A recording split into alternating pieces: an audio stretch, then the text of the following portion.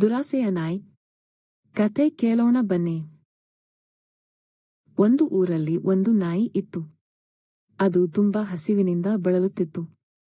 ಊರೆಲ್ಲಾ ತಿರುಗಾಡಿ ಅದಕ್ಕೆ ಏನೂ ಸಿಗಲಿಲ್ಲ. ಬಡಪಾಯಿ ನಾಯಿ. ಒಂದು ದಿನ ಅದಕ್ಕೆ ಒಂದು ದೊಡ್ಡ ಮೂಳೆ ಸಿಕ್ಕಿತು. ಅದನ್ನು ನೋಡಿದ ಕೂಡಲೇ ನಾಯಿಗೆ ತುಂಬಾ ಖುಷಿಯಾಯಿತು. ಅಬ್ಬಾ, ಇವತ್ತು ಊಟ ಸಿಕ್ಕಿತು ಎಂದುಕೊಂಡು ತಿನ್ನಲು ಹೋಯಿತು. ನದಿ ದಾಟುವಾಗ ಸೇತುವೆ ಮೇಲೆ ನಿಂತು ನೋಡಿತು. ನೀರಿನಲ್ಲಿ ಇನ್ನೊಂದು ನಾಯಿ ಮೂಳೆ ಹಿಡಿದುಕೊಂಡು ನಿಂತಿತ್ತು.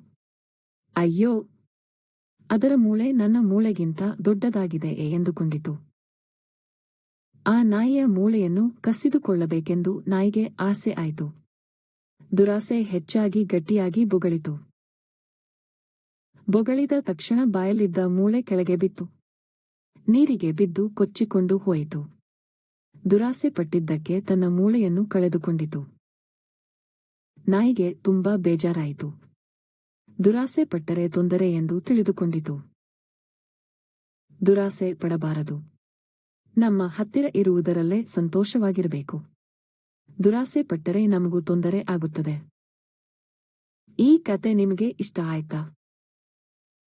ಈ ಕತೆ ಇಷ್ಟ ಆದರೆ ಲೈಕ್ ಮಾಡಿ. ನಿಮ್ಮ ಸ್ನೇಹಿತರಿಗೂ ಶೇರ್ ಮಾಡಿ. ಇಂತಹ ಇನ್ನಷ್ಟು ಕತೆಗಳನ್ನು ನೋಡಲು ನಮ್ಮ ಚಾನೆಲ್ಗೆ ಸಬ್ಸ್ಕ್ರೈಬ್ ಮಾಡಿ.